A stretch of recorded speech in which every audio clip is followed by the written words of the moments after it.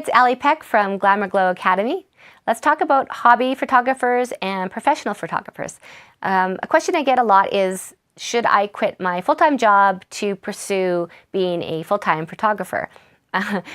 Well, this is a really difficult one for me to answer because all of our situations are different.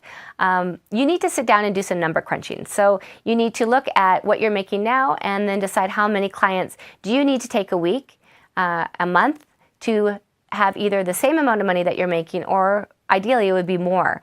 If you can make those clients, those numbers work for you and have the number of clients that you're going to need, maybe that's something that you can look into.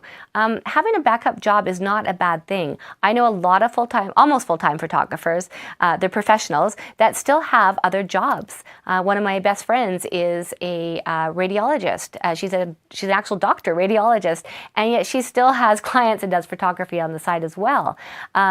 She has a backup job. There's nothing wrong with that, having that nest egg, especially in times like this.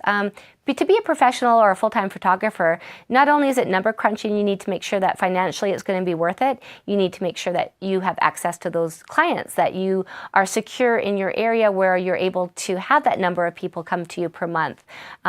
Also, you need to consider the other expenses that people don't perhaps think about when you're setting up a full-time photography business, which is taxes and your insurance that you need and all those other little things that we probably don't really think about when we're hobbyists. You need to pay taxes. You need to be legitimate. You need to hire a bookkeeper or an accountant and sometimes even a lawyer. And these things add up. You want to market more. You want to promote your website. You want a website. These are all things that you can do yourself, but usually people need to hire out, and that's going to cost money. So you need to sit down, take a really hard and honest look at your finances and see if this is something that you can do. I'm not telling you not to do it because we all want our dreams to come true, and I can't be happier doing what I'm able to do. But it works for me, and it needs to also work for you.